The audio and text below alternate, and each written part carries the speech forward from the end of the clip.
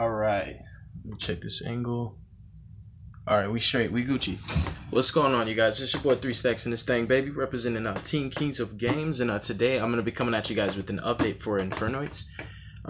This deck, I feel that it has a good place in the format right now as things stand. The way that the meta is shaping out to be, it doesn't look like it's going to be a degenerate format or cancerous or, unbalanced or anything like that.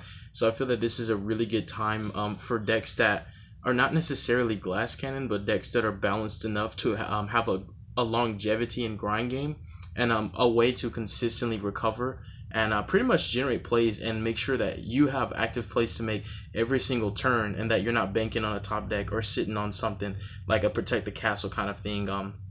INFERNOIDs is one of those decks that can play and they can adapt to the meta. But I will say one of the issues with this deck is the obvious that it bricks a lot. And the other thing is coming to the grind game. This deck's grind game is very finite, very limited in comparison to other decks like Salamangreats and Striker. Their grind can last longer. But if this deck grinds with those decks at the same exact pace, it will be able to outplay them if playing at the same pace. So that's a strength. The weaknesses are so few and far between, really, because the deck's so weird, but at the same time so linear. Its weaknesses are simplistic, but not as obvious sometimes. So people don't always know how to side against this deck, but outside of just Lancia, nobody really knows how to side against Noids. But this is my list. It's 42 cards or 41. I'm trying to get it as perfect as possible. I wanted to make a list that was really effective going first, but at the same time still had the strengths and the components that the deck initially had, and in its pretty much its blueprint, which it seemed like it was a going second deck. So it was already so good at breaking boards because all their monsters are smart removal. I figured we should give it a bit of a flexibility and more of like a versatile build, like a sword and shield at the same time, so we don't have to worry about the dice roll necessarily. So let's get into the list. Sorry for the rambling, you guys. So we start off with 3 Decatrons. Decatron's the guy, man. Honestly, he's the best INFERNOID monster in the entire deck because he's all of them and more. He's the only normal summon. He's really just the main card you want to see. And also, it's very, very necessary and clutch to have some of these in your deck for you to be able to resolve Feast to the maximum of its capabilities. Then I played 3 copies of Lilith. This originally was just going to be 2 Lilith and 1 Tour Guide. Because if you guys are not aware of the interaction with Tour Guide and Lilith, it is an absolute legal play, and it can resolve even being summoned off of Tour Guide, which, hey, card text is one thing, but ruling's another. It's weird. But ultimately, I was just like, we can still just play the 3 Liliths, and we can tech in the Tour Guide. And what that effectively did was it made the deck a tad bit more consistent, raised the ceiling just by a percentage, just simply because to the simple fact that opening with Tour Guide is the equivalent of opening a Void Feast, because this will get a Lilith and Lilith will get 3 Void Feasts, which are just set one. So it's the equivalent of a Void Feast essentially. You do need valid target in hand, but that's an easy that's an easy thing to bypass, and it's not really a weakness that this deck has. So next up for the Noids, continue. I play 2 copies of a Nunku, or a Nunku, the father of the deck, and I also played 2 copies of Dediati, the mother. Now these cards are the worst cards to draw in this deck. There's no worse Noid to draw than these, just because their summoning requires for you to banish 3 Noids.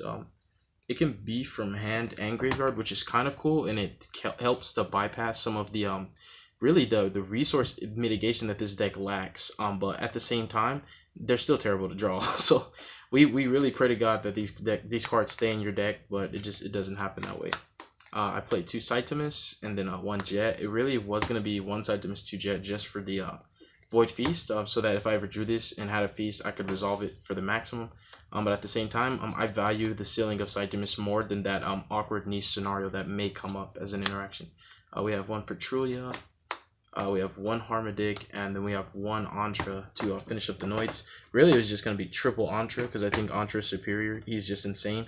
Insanity against Thunder, just bouncing Colossuses and Titans. Against Orcus, it's pretty fair, because it's going to force out a Crescendo, or it'll just return Bomber Dragon back to their extra monster zone. It's just a fairly good card all across the board, and even in the Salad matchup, very similar interaction to Orcus, it will force out their counter trap or their rage, because they're either gonna let the link get bounced and then the counter trap's dead, or they're gonna let the link get bounced and then flip their rage and pop 1. But either way, it's always gonna force out interruptions at a time that's way too early and inconvenient for your opponent. That's why I feel this card is really, really good. So that's pretty much it for the monsters. I can't come with necessarily the same energy and enthusiasm right now because I'm out of respect. I'm in someone else's household right now, so can't really be too loud. But at the same time, hopefully you guys can hear me projecting my voice on the video.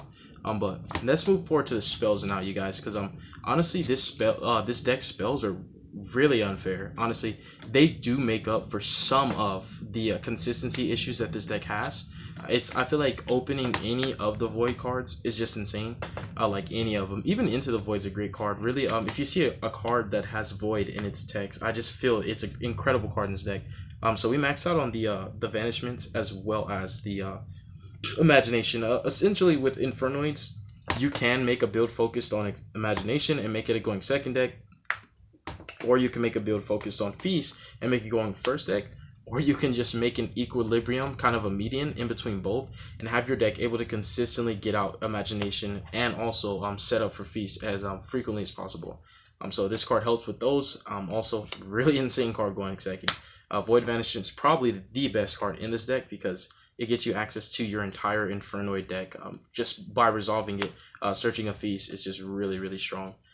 The same thing with Imagination. This is one of those cards that, even though it's not good going first whatsoever, in fact the card's terrible going first, its ceiling is so high going second that it validates that target, that it takes that space in my main deck, although it could be a card that could be good going first and second, just because its ceiling is just that high, bro. It's absolutely worth main decking the triple Imagination.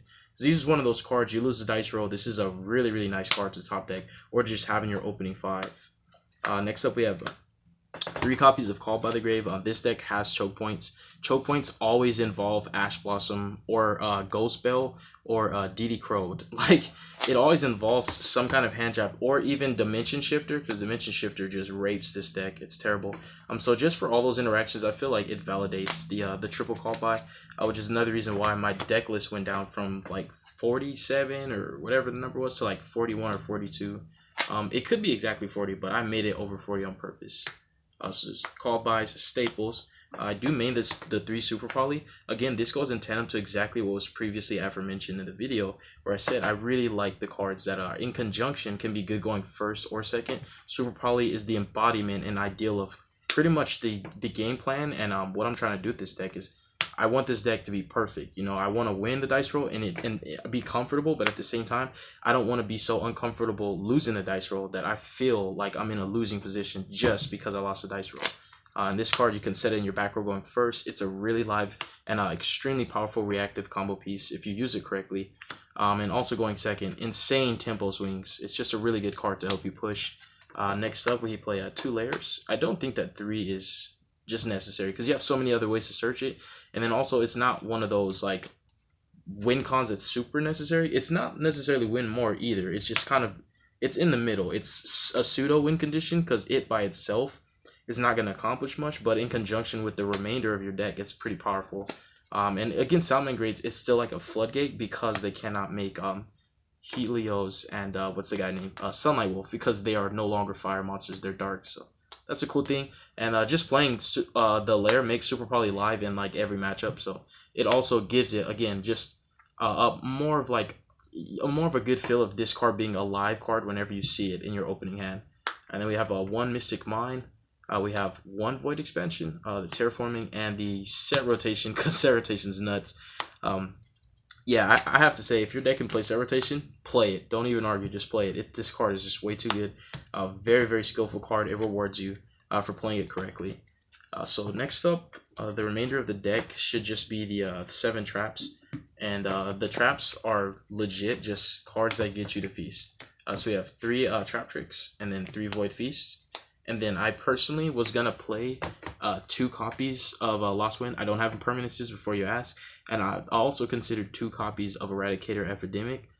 Just so that I would have more targets for Lilith, both Lilith and Trap Trick. But ultimately, the conclusion was, after so much strenuous playtesting, it never came up where I just needed it again. Like, I was already just so far ahead every time.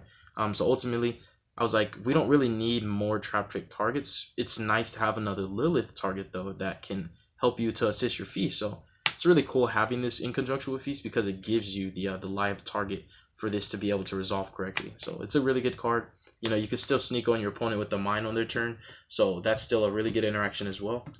The main deck, like I said, I think it's 41 or 42 if I'm not mistaken. So for the extra, this is going to be a little weird, you guys, but I do play 3 tiers. Now, the reason is very simplistic. Don't let it go over your head. I'm literally using Tiara to dump 2 more copies of herself in inclusion with a Omega. So that way what you'll end up doing is you'll use the Omega to put the Tiara back, and then you can Imagination again if you need to that same duel, or you'll just whatever you want to do. But I just really like having 3 Tiaras because I find that in the grind, because this deck's grind game is just not as impressive, it's just not as durable as the best decks of the format. And I mean Orca, Salad, Thunder, and Sky Striker, just 4 of the greatest decks of, you know, this current format. Their grind game is just way better than Infernoids, no caps. Like, we all know like how good Infernoids are as a deck, but this deck just wasn't built to last, it seems. So this is a really good kind of like a safety precautious measure. Safety precautious measure, just in case you ended up burning out of your extra deck valid targets. You could still use Imagination effectively to get you more targets in your grave, so that when you burn out, it'll just be a little bit later in the duel. Because it's going to happen eventually. You're playing Infernoids. So next up we play 1 Omega. This should actually be Starving Venom. I can't find my Starving Venom, but absolutely, just because you play Lair, Starving Venom will always be a better poly target, just because you can super poly any deck. Then we play 2 Oonts. That's going to conclude the Link monsters. You rarely ever do use your extra deck. You really only use it for Imagination, but when you do go into your extra deck, it's pretty worth it. We have 1 Link Kribo, Security Dragon, all the Nightmares. We have Boros, because they're insane. Appaloosa, really easy to make on turn 2. Surprisingly easy to make, actually. It's really cool. The beauty is, I'll show you guys really quick. If you guys pay attention to Lair of Darkness and Void Expansion, both these cards allow me to generate tokens, which is really cool. Now, not all of my links can be used as fodder for with those tokens, but the fact is that just these field spells open up more avenues for options in my extra deck, and it allows me to make cards that I naturally can't just make on my in one turn by myself. So these cards are really nice. The fact that this generates a level 1 token gives you better synergy with Link Kribo, just grinding it out. But Lair of Darkness is still a nice card as well. So I just want to point that out, that you can actually OTK your opponent just with the tokens off these field spells. And that is the deck profile, you guys. I really don't want to show the side deck right now because it's super duper underworks and it's nowhere near ready. And I'm trying to really just get the cards that I need first, so when I show the side deck, it's not going to be proxies. But thank you guys again so much for watching the video. God bless you guys. Make good choices. Don't hurt your brain cells. And definitely stay tuned for future content. And peace out, baby.